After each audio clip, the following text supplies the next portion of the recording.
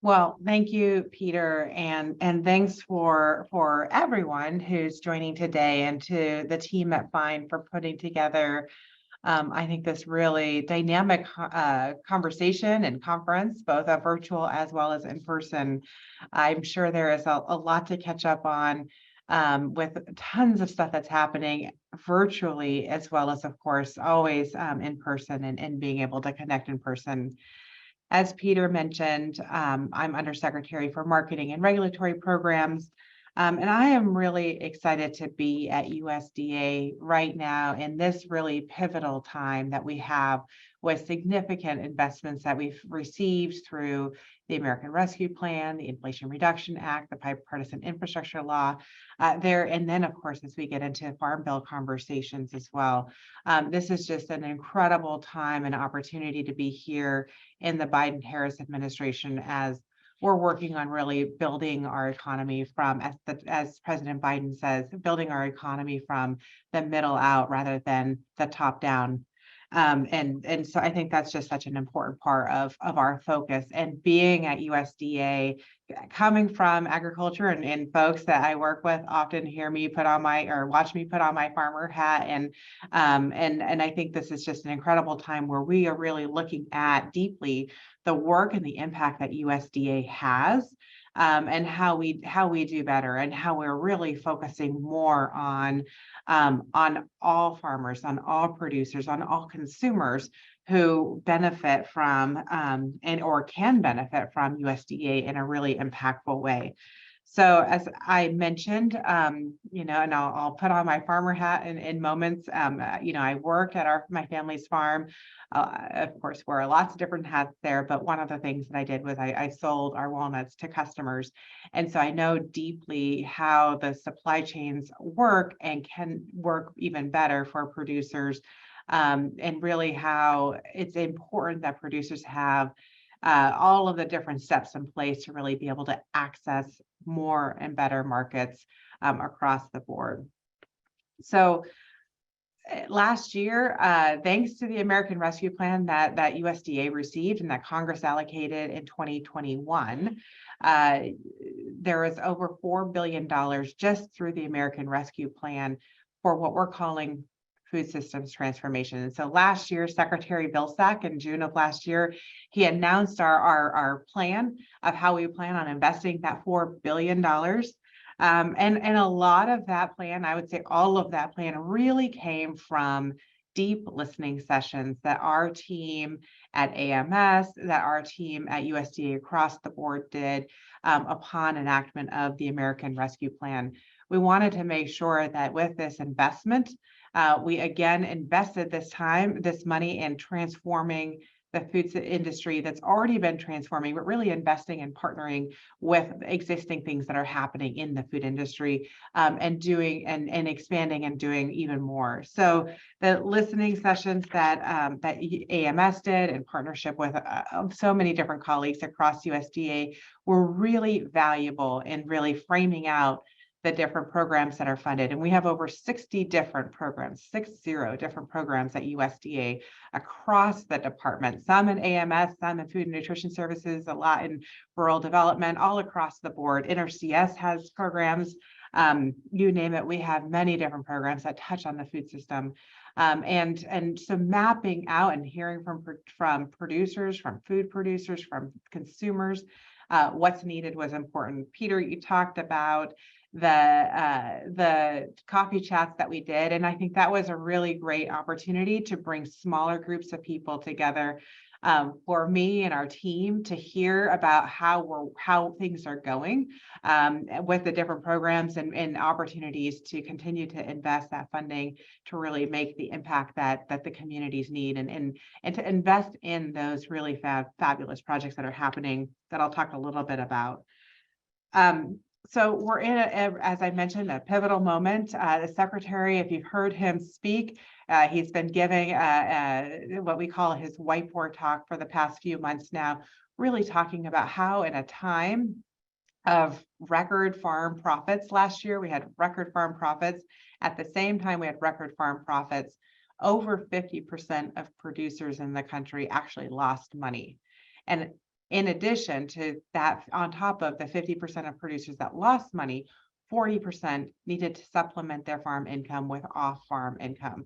So we're talking about close to 90% of producers who are barely getting by. And really what we're looking at is how do we invest this money that we've received in this moment in time to really change that trend, so that more producers, particularly small producers, mid-sized producers, producers who have traditionally not been served by USDA, are better served by USDA and actually can stay on the land and look forward to a future on the land where they continue to farm, the next generation continues to farm, and get more of that food dollar directly back to family farmers, directly back to operations, so that they can continue to grow and thrive and feed really nutritious food to all of us.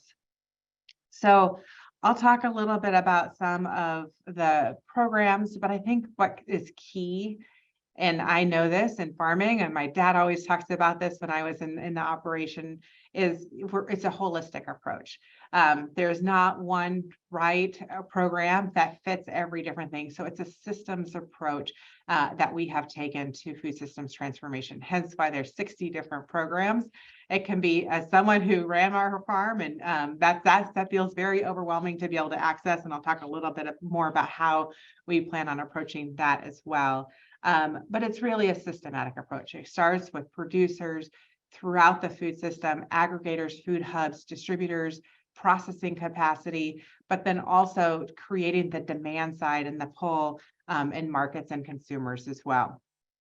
Taking together, these USDA programs are going to be building capacity from the bottom up and middle out, revitalizing rural America, urban America, and creating a food system that benefits the many and the most. So I'll talk about a couple of programs, and then I know we'll get into some Q&A and probably talk a little bit more. But I want to first start with the local agriculture market program. This program, we're currently seeking our applications, and Juliana has put some information in the chat. I encourage you all to join some of the office hours. This is a really important program, I think, for so many different communities. This year, we have $133 million collectively for the 3 different programs that AMS administers in the LAMP program. This is the most funding that we've ever had available. We've been able to supplement Farm Bill funding with American Rescue Plan funding to make this possible. And we have a really big emphasis on farm to institution. We've seen this, you all know it. I'm speaking to the choir here, but coming from the State Department of Agriculture, what we saw at the beginning of the pandemic, what we have seen throughout with supply chain challenges, is just the importance of being able to, for farms to have multiple different revenue streams, really looking at all different opportunities for farms to be able to sell their product and bring their product to different markets. And institutional markets, as you all know, are just such incredible markets for producers to be able to have. It's great to be able to supply to your local institution as far as making sure that they have access to great local product, but also the reliable markets that are involved in that. So LAMP is LAMP funds, and we have 3 different programs that AMS administers there, as well as, of course, RD has the Value Added Producer Grant Program. These programs are really about building the capacity at the local and regional level to be able to access farmers markets, to be able to access and build regional food systems projects and capacity projects, to identify some of the challenges that farmers have in getting their product to market, and to pool resources and to pool the community and the region together to be able to tackle those and really so that producers have much more profitable and sustainable and resilient markets across the board. So these programs are, I think, exciting. We have the regional food business.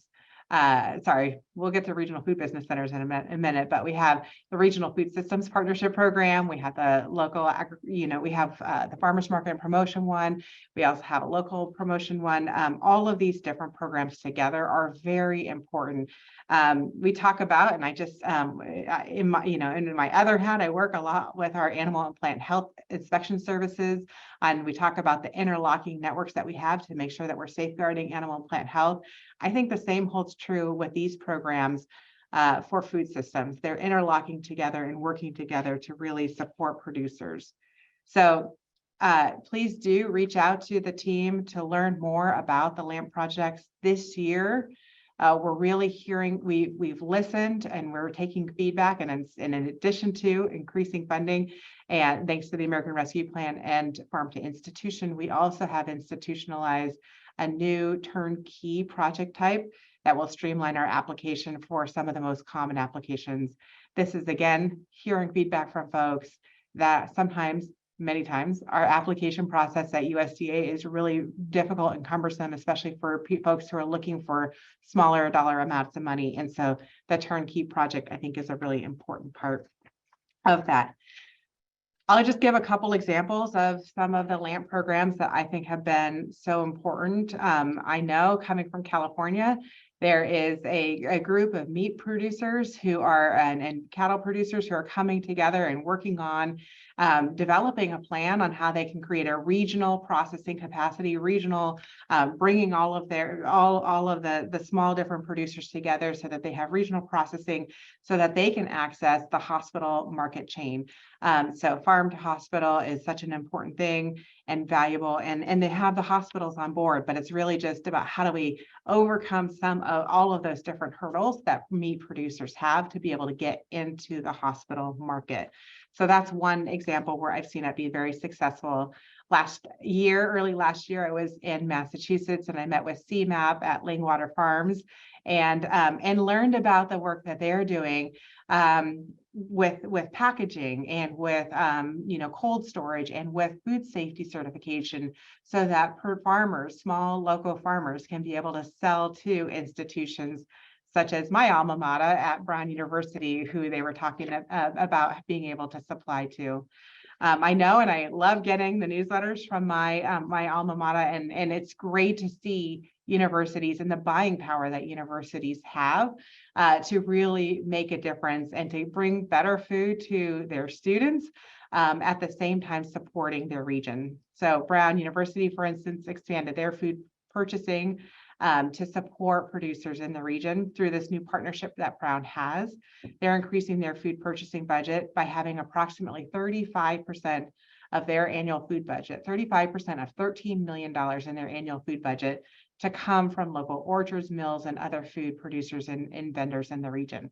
The power of that right there, and multiply it by the hundreds of thousands of universities across the country, is really a lot of, I think, just, can make a world of difference. So farm to institution is something that we're very excited about being able to fund through the LAMP program. We talk about buying power, and at the schools and at the food bank level, there are also a really strong buying power in K-12, I should say K-12 schools and food banks. So we've invested $900 million in what is called the Local Food Purchase Cooperative Agreement Program. The LFPA program, for short, is a partnership with states. It's a partnership with the states who are working with producers and producer serving organizations to be able to close the nexus and really shorten the chain of getting local farmers and to be able to supply to and sell to local food banks.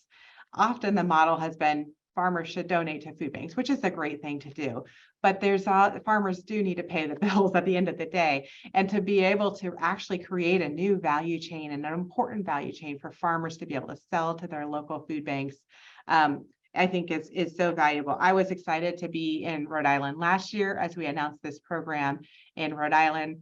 We've also announced it in Connecticut and Maine and New York, and just to see all of the different, how it works differently in each state, I think is important. And that is where we know at USDA, we serve an important role, and it depends on the program and what type of role. And for the LFPA program, what's very important is the local connection. So for the states to really decide how that funding is best used to serve producers in that state. And so, yeah, I'll just give one example. When we were in Maine, we visited Liberation Farms, which is a farm that is a farm cooperative that is run by Somali Bantu immigrants.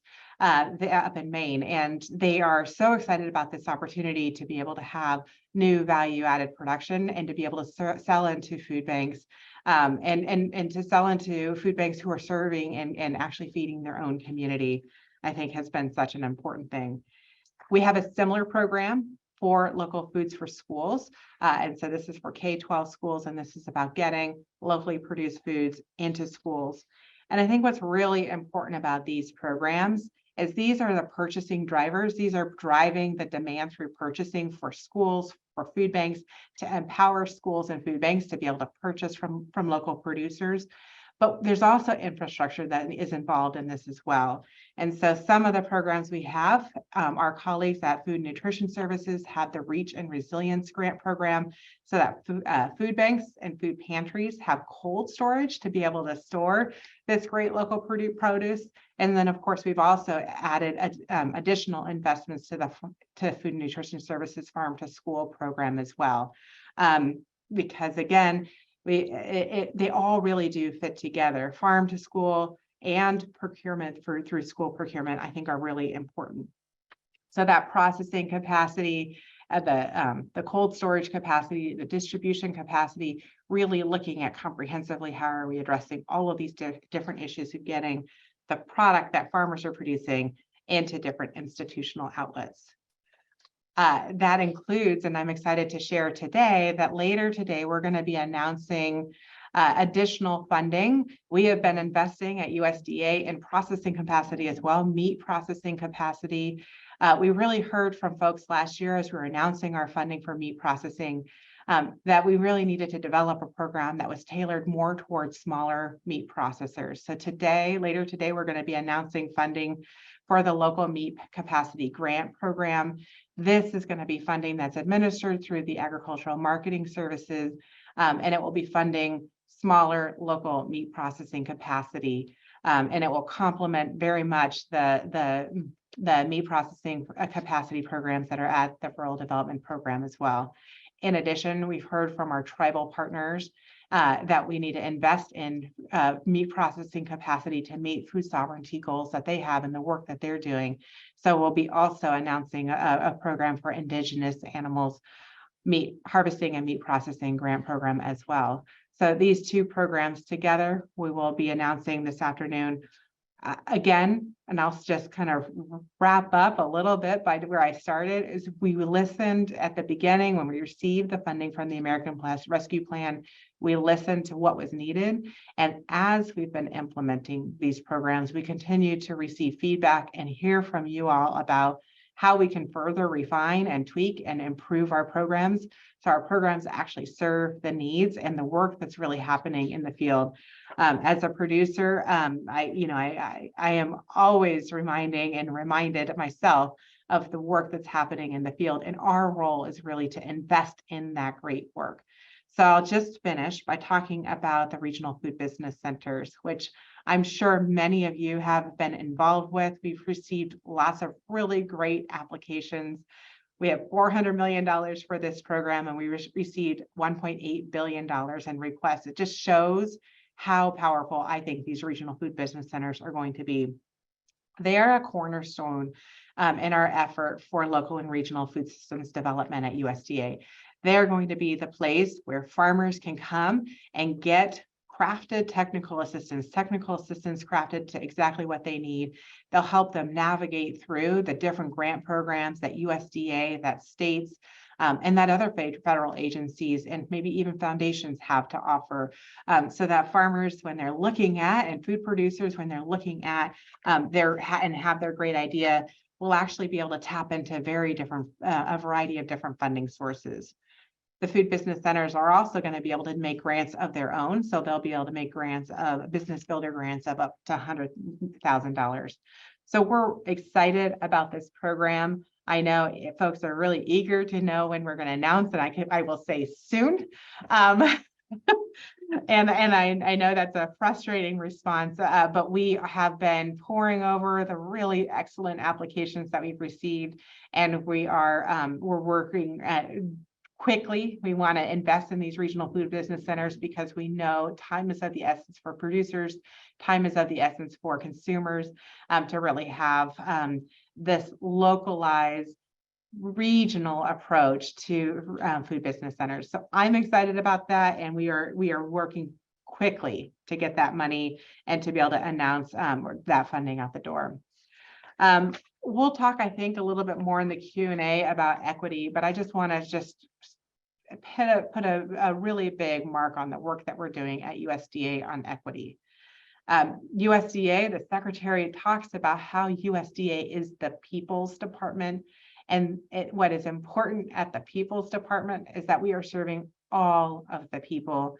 We are serving all Americans equitably. That means that we're really taking a deep dive and evaluating our policies, our programs, our processes, and our culture to make sure that we are living up to that name of serving all people and really doing it in a way that we are building trust back and then also reinvesting in the community. So we're doing that through things like, and hopefully you've noticed, a lot of our programs, when possible, come out with additional technical assistance to be able to apply for grants. We're trying to also make our grant application processes easier, but also the technical assistance to be able to do that is just one example. We're changing how we do federal procurement so that we can have more smaller producers to be able to actually sell into USDA foods. We're changing, as you see, through our local, our LAMP program, our LFPA program, our LFS programs, ways that we're also really trying to make USDA much more accessible and USDA funding much more accessible to all producers as well. So I just wanted to really highlight that. I'm going to wrap up and just say, I know the conversation is now just starting. It's really a pleasure for me to be here, to join you all, to have this conversation. Again, this is a pivotal time at USDA. I feel so honored that I get to be here to work with this incredible team that we have at USDA that has been thinking so deeply about transforming the food system. And now in a time when we have investment from the American Rescue Plan and so many other funding sources, we really get to run and to move forward. And the team at AMS and the team at USDA is ready to go. And I know you all, as great partners, are ready to run with us. So thank you. Well, thank you. And you've covered a lot of terrain in a small amount of time, and you covered some of the questions that we've been gathering from our network partners over the last couple of weeks as we've been anticipating this opportunity. And also want to encourage folks, if you have other questions, to feel free to put those in the chat now. There are some things that we would love to go over, and it is really exciting with the new announcement today about the meat processors, the small meat processors, and for the tribal partners. That's wonderful news and a great investment that's really important to our work in farm to institution, and particularly in the Northeast with the smaller processors. One of the things you didn't touch on, but's on folks' mind, is the Farm Bill. It's coming up again, as it seems to do every 5 years or so, kind of like the locusts. But it's on our minds, and we know that it's not, we know that the Farm Bill is in the domain of Congress. But can you tell us how USDA interacts with Congress on issues related to the development of the Farm Bill, and any suggestions you have for us in the region for how we can work to get our interests and agenda put forward into that massive funding program that really controls so much of what you do in the SNAP program does? Yeah, so we interact with Congress in a handful of different ways.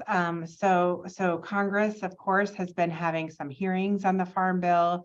The Senate has had, I think at this point, all of us undersecretaries at USDA and now also the secretary to really dive in and to evaluate the programs that USDA has. I had the opportunity to join in early February, or maybe it was late January, and to talk about some of the programs that we have on the Farm Bill, and particularly on the horticulture and the organic titles in the Farm Bill. And so to be able to talk about things like the specialty crop block grant and the impact there, but also the LAMP funding and their impact in local and regional food systems. Also the impact of the local procurement programs, the LFPA and the LFS programs that we have, and what that has mean, to be able to share with them specific examples of how these programs have been impactful, been transformative in different communities around the country, so they can see the value of that. So they've had us all come in and talk about our different programs, which has been wonderful. And then at the same time, of course, we always stand ready to provide technical assistance to members of Congress as well as they're developing bills, typically marker bills for the Farm Bill. And I know a couple have recently come out, one very, I think maybe today or yesterday, on local and regional food systems. And I think those are, important ones to be able to be watching, weighing in with your members of Congress, if, as you dive into those and look at pieces that you'd love to see included or tweaked. Certainly you all are experts, way more experts in your field than I am. And so, I would encourage you to look at what's there and what's missing and talk with your members of Congress, so that your work in your community on local and regional food systems, on farm to institution, are all reflected as well. We provide technical assistance to make sure it actually works at USDA, and that's an important part as well. But I think, there's a handful of different things we get to do. The secretary has been pretty clear that there are, thanks to funding that we've received outside of the Farm Bill, there are some programs that it's great to do this one-time investments. There are others that would be great to see continue long-term, and really encouraging Congress and you all as constituents of your members of Congress to think about what those programs are that you'd like to see continued beyond the American Rescue Plan funding. I'll just wrap up by saying the Farm Bill has really made incredible strides on local and regional food systems. From 2002 to 2018, the mandatory funding in the Farm Bill for local and regional food systems has tripled, which is really great to see. Yeah, thank you. And we actually have a number of sessions on the Farm Bill, both virtually and next week in person, to talk about ways that we in the region can engage and do some of that work as well. One of the things you mentioned in part of the increased funding is related to the National School Lunch in the National Local Foods in Schools program. And it has been a huge infusion, supporting storage and distribution and procurement and all the issues you mentioned. As you know, from your time in Rhode Island, here in the Northeast, we grow a lot of food during the summer months when the schools aren't in session. Is there any way that program could be modified to allow the summer feeding programs?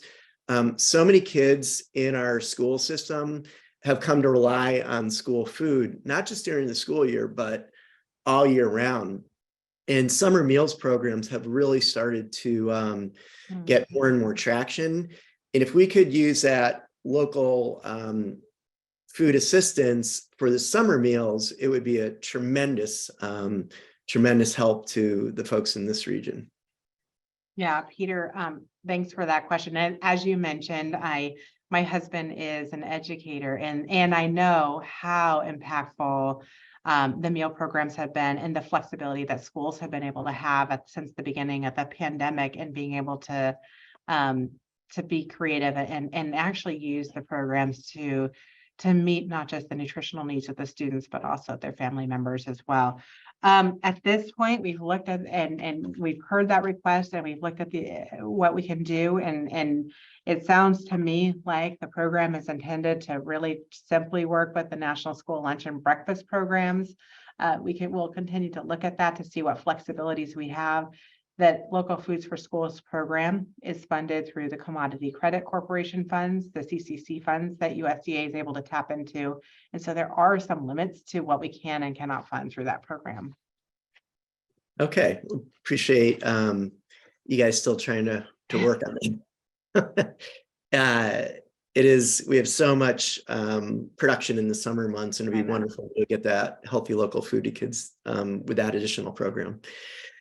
Another national issue, but it's of significant importance to us in the Northeast, relates to our dairies. Dairy is by far the biggest agricultural product in our region, and both conventional and organic dairies are really hard hit right now. You talked about a lot of the farmers across the country who are needing second jobs, and we're realizing that the dairies, even with second jobs, the cost of production in some ways is exceeding what they're getting. I know the USDA has a lot of programs focused on dairies. Can you talk a little bit about things that you're doing to help support small and medium-sized dairies, organic dairies, and those that are here in the Northeast? Yeah, thank you for that. And early on when I started it came to head just the acute issues that are happening with organic dairies in the Northeast. And so thankfully, a group of folks in the Northeast came together and formed a coalition and provided us with a series of recommendations that were very helpful for us to see as a roadmap of, how, if we have funding, how we can fund different programs and support organic dairies and dairies across the board, not just organic dairies in the Northeast. And one of those was the Dairy Business Innovation Centers. So the Northeast Dairy Business Innovation Center is out of Vermont, but it covers the entire Northeast. And we invested, following that report and the recommendations from that report, we invested an additional $80 million. Again, thanks to the funding from the American Rescue Plan to the Dairy Business Innovation Centers. There are 4 centers across the country. So the Northeast Center received $20 million.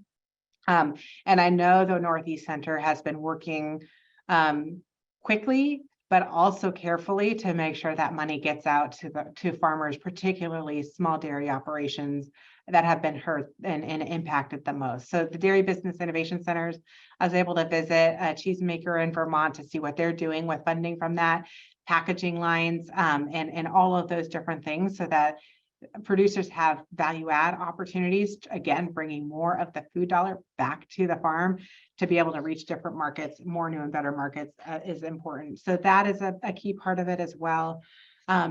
The Farm Services Agency, they announced earlier this year an organic dairy support program to really respond to some of the feed challenges and the increased marketing costs. So that program, there's up to $100 million in that program. FSA is still working on developing all the ins and outs and details of that program. For producers should go to their local county offices and get on a list so that they know when the money comes out to be able to sign up for that as well. Yeah, thank you. And those funds definitely are helping with some of the processing and distribution and production costs. Obviously, some of the key barriers just come to the price it's paid for milk. And we know there's a very complex system in place that helps to define that.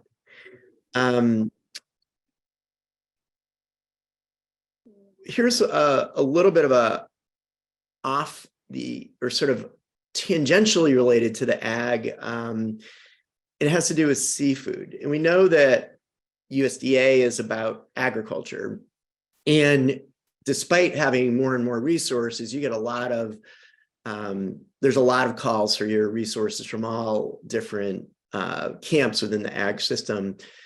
We also know that USDA has some capacity to support seafood, and 5 of the 6 New England states have coastal as well as much of the Northeast. Just wondering what USDA's approach is to engaging around supporting the seafood industry and the fishers and the fishermen who help to provide that. Yeah, thank you for that. And I will say that seafood is newer territory that AMS is entering. We also AMS invested a significant amount of money into a seafood pandemic response and safety program a little over a year ago. But I really want to touch on in the markets and the market support and developing more new and better markets for seafood. And so the local agriculture market program does provide funding and has been providing funding for seafood markets. I have a couple examples here of Northeast recipients that received it. In 2018, the Chatham Harvesters Cooperative partnered with Red's Best as part of a value-added producer grant program to build markets for undervalued dogfish and making inroads to local institutions. The local catch network has received a farmers market promotion program grant to establish a nationwide cohort based on training and technical assistance. And then, of course, the Rhode Island Food Policy Council received a local food promotion program to connect 80 Rhode Island farmers and fishers with the state's emergency feeding network. So those are a couple examples of what's been funded. And so it's great that the LAMP programs can fund seafood programs. It's also great that the regional food business centers will also be able to support in that as well. And I'll just close by saying yesterday I had a congressional hearing on animal health programs with the House Ag Subcommittee, and Representative Pingree was there, and she asked about our aquaculture plan as well at APHIS to support the health and wellness, well-being of the fishery industry as well. So we're working across the board in both in AMS as well as in APHIS on supporting fisheries. Oh, that's great. The story you told about Red's Best and the Chatham group actually has an interesting connection to the summit and USDA. USDA members were at a presentation with Red's Best, and some other folks were talking about the difficulty of moving dogfish. And one of your team members heard that and went up and said, you know, we do have these value-added producer grants, and they ended up coming up with a great processed dogfish product for fish and chips that it's like the University of Massachusetts and a lot of other institutions started to buy, and it came out of that connection. So folks, make sure you talk to USDA folks next week down at the summit about some of these opportunities. So that's actually really exciting. A question that has been posted in the chat from Ellie Bornstein from the Wallace Center. She says, thanks so much for laying this all out, Undersecretary Moffitt. It's great to hear about the exciting resources coming down from the agency. And she says, you're wondering if you could talk a little bit more about some of the changes to the commodity procurement system, and what do those look like?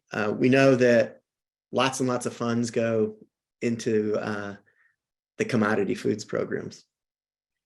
Yeah, and I think yes, we're buying billions of dollars worth of food through commodity procurement, and so there's such incredible opportunity to really walk our talk essentially, right, and advance local and regional food purchasing through the commodity procurement program.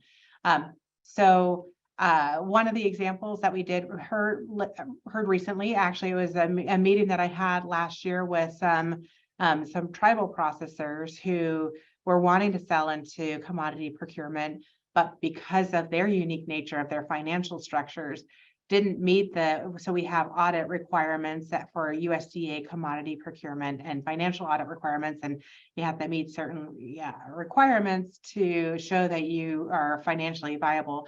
This is really important for some of the major producers that we're buying from to make sure that we've got a good steady supply of food for schools and stuff like that, and food banks.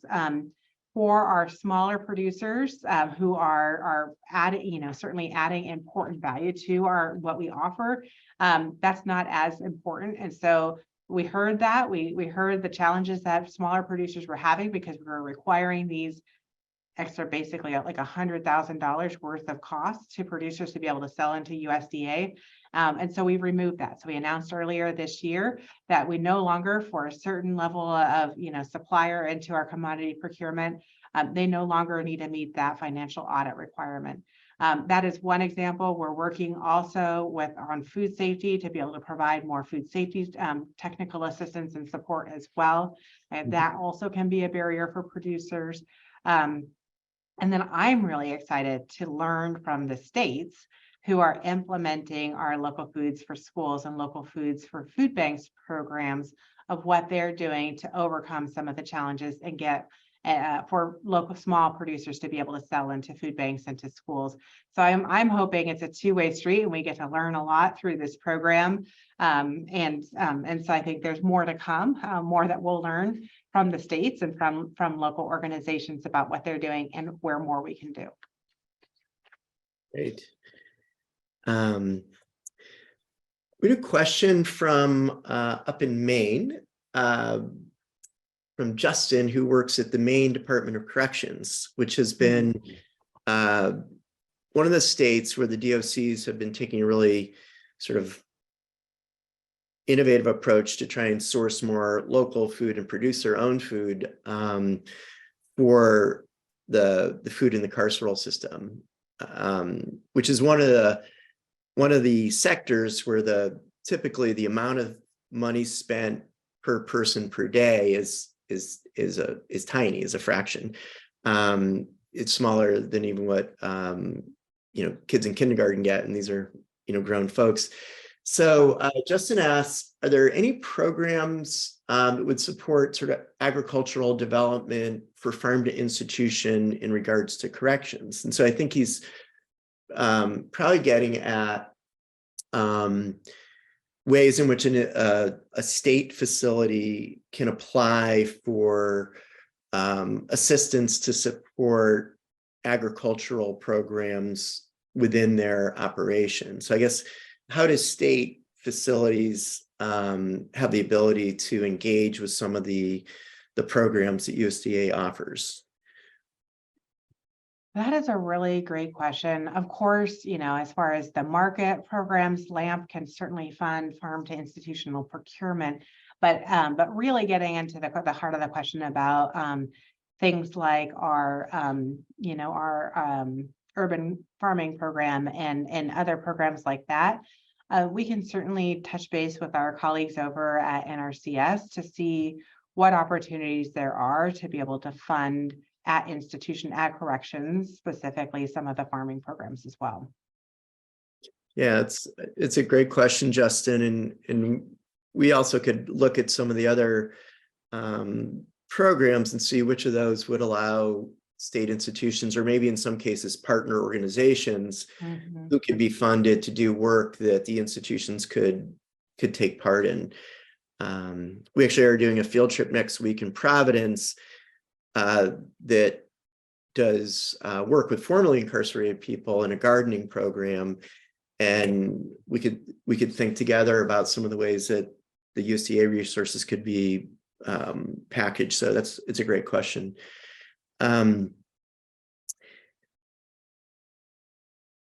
There's folks who are wondering, when you say soon about the like, was that like pretty soon or kind of soon, or just wonder if we can get any more? Probably soon is about what we're going to get. I can say that we hope to announce the funding and the recipients in the next month. Oh wow, that's really soon. That's great. That's really exciting, and we are excited to see all of those programs get off. And as you say, they're going to be a really dynamic tool to help support this work. You mentioned USDA being the people's department, and you've talked a lot about the growth of the local and regional food funding, which is amazing. The additional amount of funding, and we know that FINE has benefited so many of the partner organizations that are part of the Farm to Institution network, and here at the summit have benefited, and that money is definitely spreading out. And then we look at the big pie charts, we see that as a percent of the total amount of funding that's going to support agriculture through USDA, it's still a relatively small amount. And we understand that most of the food is coming from big ag, and that's just the reality that we're facing. Just curious, is there any reason to believe that change in sort of allocation might continue to change? We might continue to see more, or do you feel as if this big increase is what is likely to be the level? And again, it's sort of like, you know, as a parent also, you know, you feel like you're doing all this, and then all of a sudden it's like, well, what about, you know, more?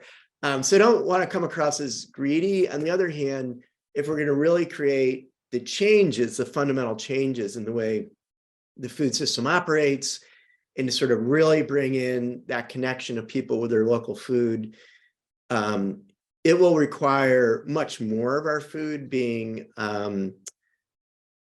you know, and also for resiliency and because of climate and all the other challenges to our food system, continuing to bolster the regional food supply chain is really important, I think, to all of us, not just from a self-serving perspective. So just kind of curious if there's conversations about the future trajectory of the funding plan for USDA, and if you see the regional and local food continuing to grow. Yeah, I mean, you know, certainly Congress has a big task ahead of them with the Farm Bill and with appropriations. I want to be clear that the Farm Bill is one piece of funding, annual appropriations is another, and you know, and then any additional funding that they have. So that's a big factor. But what I can say is at USDA, we're looking at our existing programs and how to really rework our existing programs to meet the needs of smaller producers, traditionally underserved producers, new producers, all, you know, all of the folks that haven't been received as much funding through USDA. So we're looking across the board. We have, as I'm sure you all have heard, we've established an equity commission at the department to do a deep dive into all of our programs to provide guidance to us on how to make changes and what changes need to be made to different programs, so that we can adjust some of those structural changes to better serve all farmers and ranchers. We also have an equity action plan, and we just now also hired our first permanent chief diversity and inclusion officer with Latanya Davis. And so she's just getting on board as well. So there's a commitment across the board to continue to invest and change how our investments are really meeting the needs of all producers.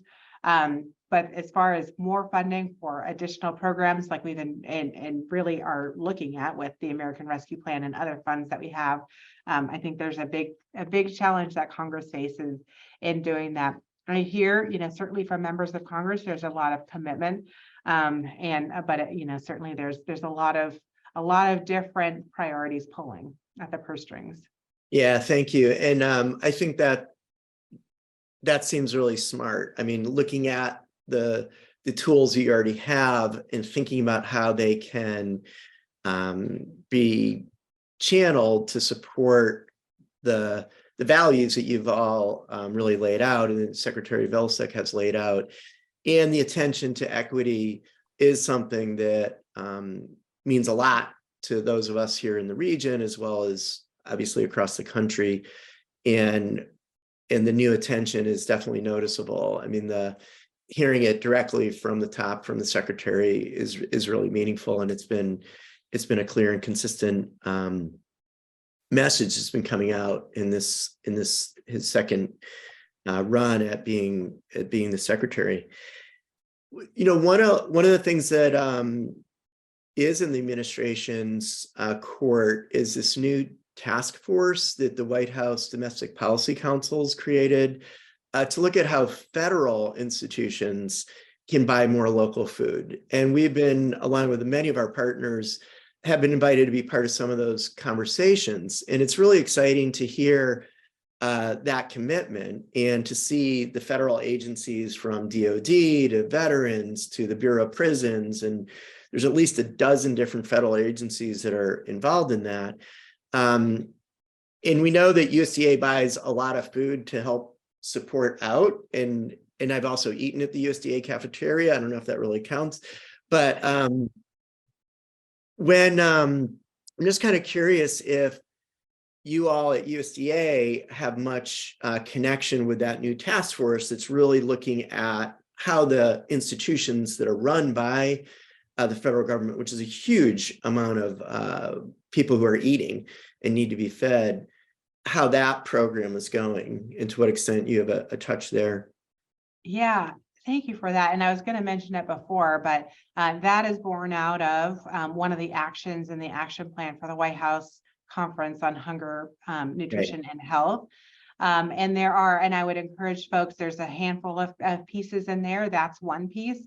There's others as well on nutrition programs and others that we can really actually drive local procurement through the actions of the White House Conference on Hunger, Nutrition, and Health. So that's born out of that. Certainly we are involved and engaged.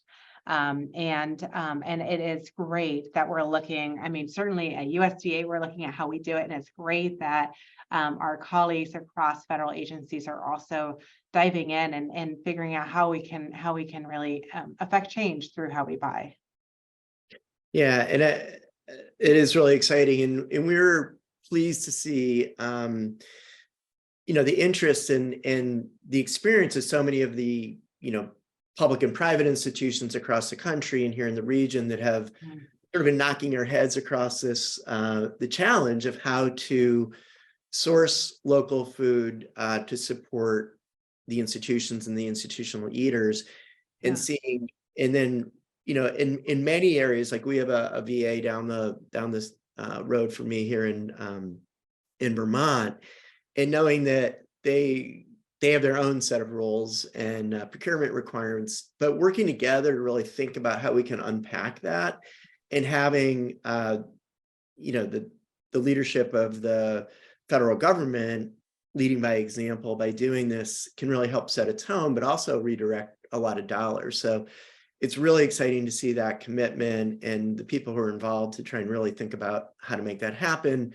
And the fact that they're reaching out to us and others across the country who've been doing this, it's great. It's what we're all about, is trying to help share information, make these tools more available, and put all the resources of you and other entities to the best use to help really create the kind of food system that we want. Well, we are pretty much close to our time here, and wanted to really thank you again and your whole team for not only your involvement in the summit, but also in all the work in our region. So many of our organizations and institutions are really benefiting from the connection, and not just the resources, but the fact that there's more technical assistance and more opportunities to have conversations like this and to have access. You still have an alphabet soup of grant programs, LFPP and FMPP and Regional Food System Partnership, and all their LAMP, and they're only one of 60. And we need a new Sesame Street song, I think, to understand how all these things work. But the fact that you're really leaning in to try and make that accessible. Again, we'll have office hours at our summit next week, so people can have one-on-one conversations with your team to see which of those programs make the most sense. It's a direction that we really appreciate, and appreciate your time. And just curious if you have any final remarks that you'd like to send us all away with. I mean, I'm just going to say thank you to all of you for the work that you've done and are doing and have been advancing for a long time, and what we call more new and better markets for producers, transforming the food system. I know that I fully imagine that many of you have been at this for decades, if not your lifetime. And so I want to thank you, and we're really excited that we have this moment in time where we can really invest in organizations, and hope to see that investment continue. So thanks for your partnership. As Peter said, come to sign up for our office hours. Juliana has posted that in the chat. And then also our Deputy Undersecretary May Wu will be able to join next Thursday as well for the in-person conference. So join her as well. We want to hear. We want to hear feedback. We're always incorporating that feedback. So we want to hear what's working and what's not. So thank you all for your engagement with us.